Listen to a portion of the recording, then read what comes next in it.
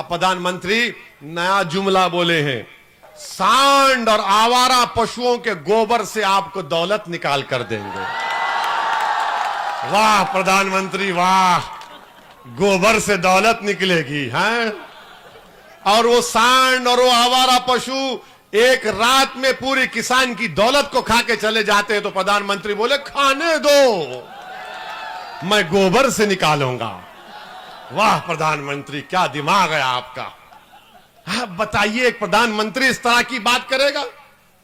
एक प्रधानमंत्री को कहना चाहिए था कि भाई मसला क्यों पैदा हुआ, 2017 से आपने इस मसले को पैदा किया। और फिर प्रधानमंत्री एक और बात बोल दिए कि उत्तर प्रदेश की जनता कहती है कि हम मोदी का साथ क्यों छोड़ेंगे, हमने उसका नमक खाया है। आप मोदी का नमक खाए या देश का नमक खाए? किसका नमक खाए आप? डरो मत, जोर से बोलो।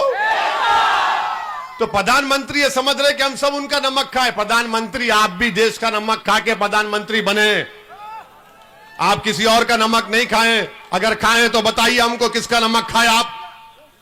प्रधानमंत्री बोल रहे हैं, बताइए। प्रधानमंत्री ये समझ रहे कि अगर मैं पेट्रोल डीजल गाड़ी में भराता हूं, मोटरसाइकिल में डालता हूं, तो उन पैसों से गरीब को राशन मिलता है।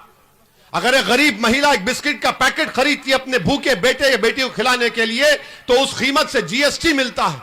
और प्रधानमंत्री बोल रहे मैंने बड़ा एहसान किया। कुछ एहसान नहीं किया प्रधानमंत्री ने, बल्कि रोजगार नहीं मिला उत्तर प्रदेश के युवाओं को। उत्तर प्रदेश के रोजगार का बीजेपी ने 5 साल पहले कहा था 70 लाख लोग नौजवानों को, युवाओं को नौकरी मिलेगी, सिर्फ 3 लाख को देने का झूठा दावा करते। किसान परेशान है, गरीब परेशान है। वो नौजवान जो रात रात भर महीनों पढ़ता है, गांव से निकलकर शहर जाकर एग्जाम लिखता है, तो योगी की सरकार कहती है एग्जाम नहीं होगा, पेपर लीक हो गया। और योगी कहते हैं कि माफिया भाग गया, क्रिमिनल भाग गया। अरे कहां भागा? जो हमारी गाड़ी पर 4 गोलियां चलाई वो किसके घर का दामाद था? कौन क्रिमिनल था वो? तो मेरे अजीज दोस्तों और बुजुर्गों, इन्हीं की सरकार में यहां पर एक मस्जिद को शहीद कर दिया गया था। हमने उसको बात को उठाया, क्या समाजवादी ने उठाया, कांग्रेस ने उठाया उसको? हम पर मुकदमा बुक हो गया। हम तैयार हैं जेल को जाने के लिए, हम तो मौत के लिए भी तैयार हैं। मगर सच्ची बात करना, गरीबों को उनका हक दिलाना, यह हमारी लड़ाई थी, है और रहेगी इंशाअल्लाह। हम आखिरी बात आपको बताकर रुखसत हो रहे हैं। आज से 65 साल पहले हमारे बुजुर्गों ने सरजमीन दक्कन हैदराबाद में मजलिस इत्तेहादुल मुस्लिमीन को शुरू किया था।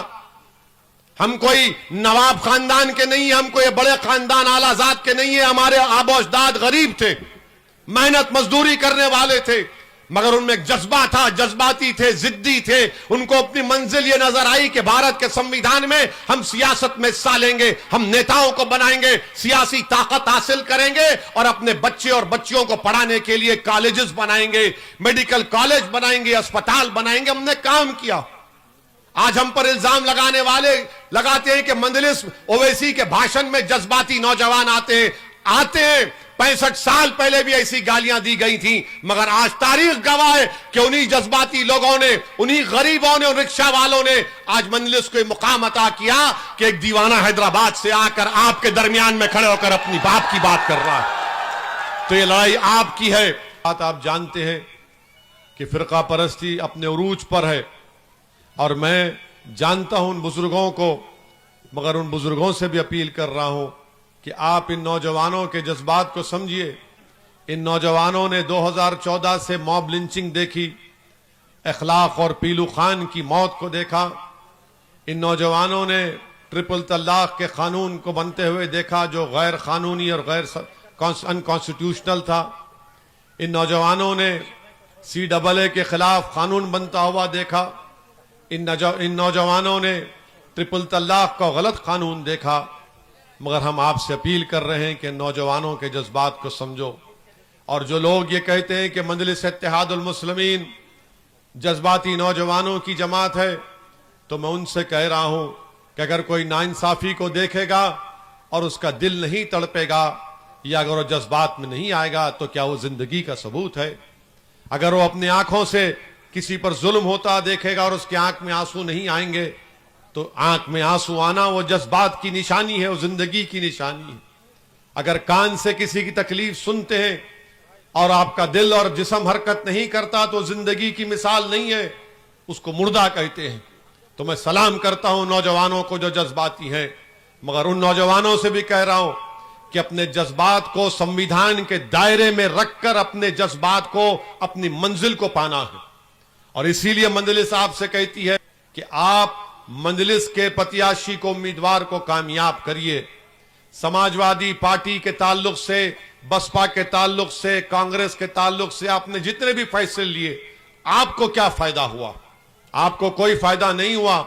मेरे पास वक्त नहीं है, सिर्फ इतना आपको कह रहा हूं कि जो समाजवादी के लोग, बसपा के लोग, जो मुस्लिम अल्पसंख्यक समाज के इलाकों में आकर खौम खौम खौम की बातें करते हैं, आप उनसे पूछो कि एक दीवाना आया था यहां पर, एक दीवाना आकर हमको यह बताया कि उत्तर प्रदेश में एक मुस्लिम अल्पसंख्यक समाज घर में सिर्फ 7 रुपये खर्च होते हैं, और उत्तर प्रदेश से बाहर अगर हैदराबाद हो या मुंबई हो या दिल्ली हो, वहां पर 10 रुपये खर्च होते हैं।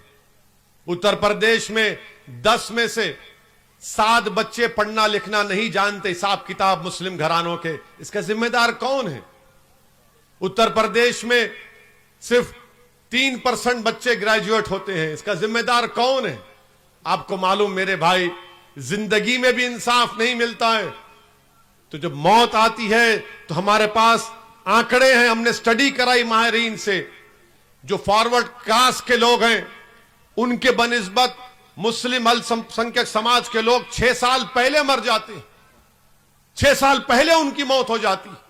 ये सच्चाई को जब हम बयान करते हैं तो सब हम पर उंगलियां उठाते हैं, सब हम पर उंगलियां उठाते हैं। हमारी लड़ाई तो यही है कि हमारे बच्चों को शिक्षा मिले, गरीबी का खात्मा हो, रोजगार मिले। ये लड़ाई आसमान से तारे तोड़कर लाने की तो बात नहीं कर रहे। भारत के संविधान में आपको गारंटी दिया गया है कि लो ये, मगर किसको दिया जाएगा? रोने वालों को नहीं मिलेगा, भीख मांगने वालों को नहीं मिलेगा, लड़ने वालों को मिलेगा। अगर आप जिद्दोजहद करेंगे तो यकीनन आपको अपनी मंजिल मिलेगी। और हम यहां पर सिर्फ अपने लिए नहीं आए हैं, अल्लाह हमारी नीयत को जानता है। हम अपने तारीफ में नारे आपसे, आपकी जबान से सुनने को नहीं आए हैं ताकि हमारी अना को, हमारे दिल को ठंडक पहुंचे। हमारा मकसद तो यही है कि इंसाफ की लड़ाई, मंजलिस की लड़ाई है।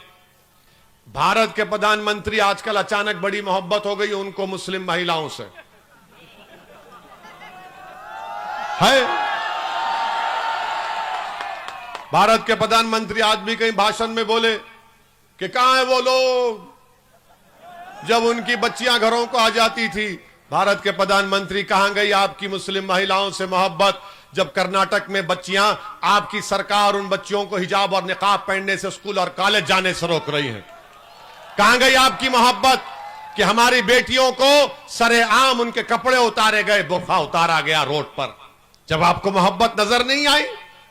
और आपकी मोहब्बत कहां गई जब आपकी सरकार ने उत्तर प्रदेश के मदरसों में 1 पैसा नहीं दिया? आपने गवर्नमेंट ऑफ इंडिया की स्कीम है मदरसा मॉडर्नाइजेशन स्कीम, हमने पार्लियामेंट में सवाल उठाया था, मुख्तार अब्बास नकवी ने झूठा वादा किया, उत्तर प्रदेश की सरकार को 40% हिस्सा देना था, नहीं दिया। कहां गई आपकी मोहब्बत प्रधानमंत्री जब CAA के प्रोटेस्ट में 22 मुसलमानों को गोली मारकर हलाक कर दिया गया, कत्ल कर दिया गया? ये मेरे अल्फाज नहीं है, जस्टिस सुदर्शन